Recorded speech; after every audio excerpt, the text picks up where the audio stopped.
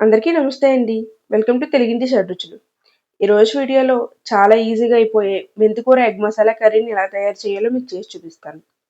ఇప్పటి వరకు మీరు మెంతికూరతో ఎలాంటి కర్రీస్ చేసినా కూడా ఒకసారి ఇలా నేను చూపించినట్టుగా బాయిల్డ్ ఎగ్ వేసి ఎగ్ మసాలా కర్రీని తయారు చేశారంటే టేస్ట్ చాలా చాలా బాగుంటుంది.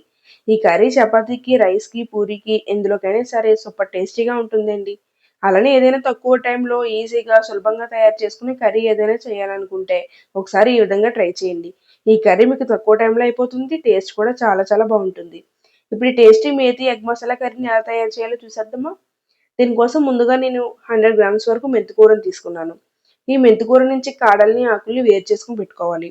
ఇప్పుడు ఈ మెంతికూరలోకి వాటర్ వేసుకొని ఒక 2 టైమ్స్ బాగా క్లీన్ చేసుకొని పెట్టుకోండి. ఇలా క్లీన్ చేసుకున్న తర్వాత ఇప్పుడు ఈ మెంతికూరని చిన్న చిన్న ముక్కలుగా కట్ చేసుకోవాలి. ఈ కర్రీకి మెంతికూరని చిన్న చిన్న పీసెస్‌గానే కట్ చేసుకోవాలండి. అలా అయితేనే మెంతికూర త్వరగా మగ్గుతుంది. చేదుదనం అనేది కూడా ఉండదు. కూర కూడా చాలా టేస్టీగా ఉంటుంది. ఇలా మెంతికూరనంతా చిన్న చిన్న ముక్కలుగా కట్ చేసుకొని పక్కన పెట్టుకోండి. ఇప్పుడు మనం మసాలాని ప్రిపేర్ చేసుకుందాము. ఇప్పుడు ఒక మిక్సీ జార్ తీసుకొని 1 ఇంచ్ వరకు అల్లం ముక్క, అలానే ఒక 5-6 వెల్లుల్లి రెబ్బలను కూడా వేసుకోవాలి. నెక్స్ట్ ఇందులోకి 1/2 ఇంచ్ వరకు దాల్చిన చెక్క ముక్క, 2 లవంగాలు, 2 ఇలాచీలు కూడా వేసుకోండి. అలానే ఒక 1/2 స్పూన్ వరకు జీలకర్రను కూడా వేసుకోవాలి. నెక్స్ట్ 1 స్పూన్ వరకు ధనియాలను కూడా వేసుకోండి. నెక్స్ట్ ఇందులోకి ఒక పెద్ద సైజు టమాటోని చిన్న చిన్న ముక్కలుగా కట్ చేసుకొని వేసుకోవాలి. ఇప్పుడు మిక్సీ జార్ మూత పెట్టుకొని ఈ మసాలా దినుసులు టమాటోనంతా చాలా మెత్తగా గ్రైండ్ చేసుకోండి. ఇందులోకి వాటర్ వేయాల్సిన అవసరం కూడా ఉండదండి. టమాటోలతోనే చాలా మెత్తగా గ్రైండ్ అయిపోతుంది. చూసారా? ఇలా గ్రైండ్ చేసుకొని పక్కన పెట్టుకోండి. ఇప్పుడు స్టవ్ మీద ఒక పాన్ పెట్టుకొని ఒక 2 టేబుల్ స్పూన్స్ వరకు ఆయిల్ వేసుకోవాలి.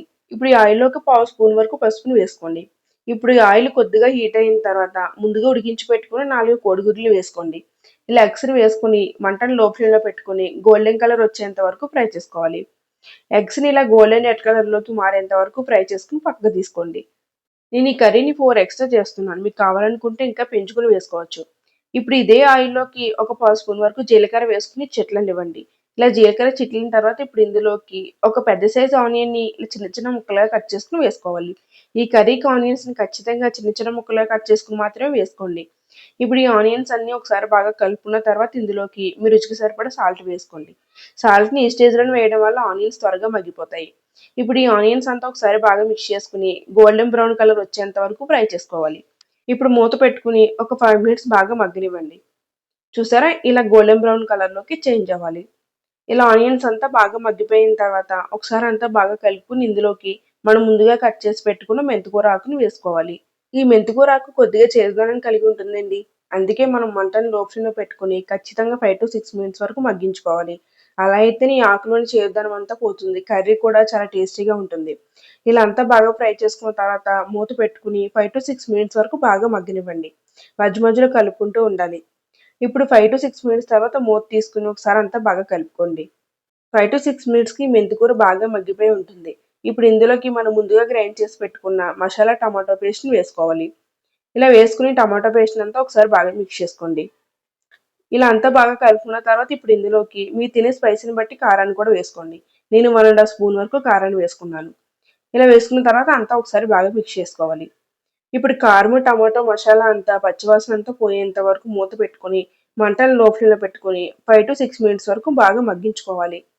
ఇలా టమాటో పేస్ట్ అంతా బాగా మగ్గి ఆయిల్ పైకి తేలాలి. ఇలా ఒక 5-6 నిమిషాల పాటు బాగా మగ్గించుకున్న తర్వాత ఈ టమాటో పేస్ట్ నుంచి ఆయిల్ పైకి తేలుతుంది.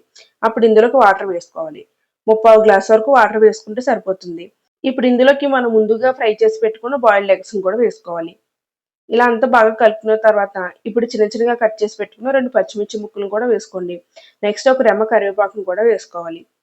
ఇప్పుడు కర్రీ అంతా ఒకసారి బాగా కలుపుకొని మూత పెట్టుకొని ఈ కర్రీని మంట మీడియం ఫ్లేమ్‌లో పెట్టుకొని వాటర్ అంతా ఎగిరిపోయేంత వరకు ఉడికించుకోవాలి. నాకు ఈ కూర ఉడకడానికి 7-8 నిమిషాల వరకు టైం పట్టింది. మనం కర్రీని నెమ్మదిగానే ఉడికించుకుంటేనే టేస్ట్ కూడా బాగుంటుందండి. ఇలా ఆయిల్ పైకి తేలిన తర్వాత ఇప్పుడు చిన్నగా తరిగిన కొత్తిమీర కూడా వేసుకొని ఒకసారి అంతా బాగా మిక్స్ చేసుకుంటే సరిపోతుంది. ఇప్పుడు స్టవ్ ఆఫ్ చేసేసి కర్రీని వేడివేడిగా సర్వ్ చేసుకోవడమే. చూసారా ఎంత ఈజీగా చేస్తామో? మనం ఎగ్స్‌ని ముందుగానే ఉడికించి పెట్టుకున్నామంటే ఈ కర్రీ తయారు చేసుకోవడం చాలా ఈజీ అండి. తక్కువ టైంలోనే అయిపోతుంది. మార్నింగ్ లంచ్ బాక్స్‌లో కూడా చాలా ఈజీగా చేసి పెట్టేయొచ్చు. ఎలా ఉంది మెంతికూర ఎగ్ మసాలా కర్రీ? ఈ కర్రీ మీకు నచ్చితే ఈ వీడియోకి ఒక లైక్ చేయండి. అలానే తెలుగింటి షడ్‌రుచులు ఛానెల్‌ని సబ్స్క్రైబ్ చేయండి. ఇంకొక మంచి రెసిపీతో నెక్స్ట్ వీడియోలో కలుసుకుందాము. Thank you.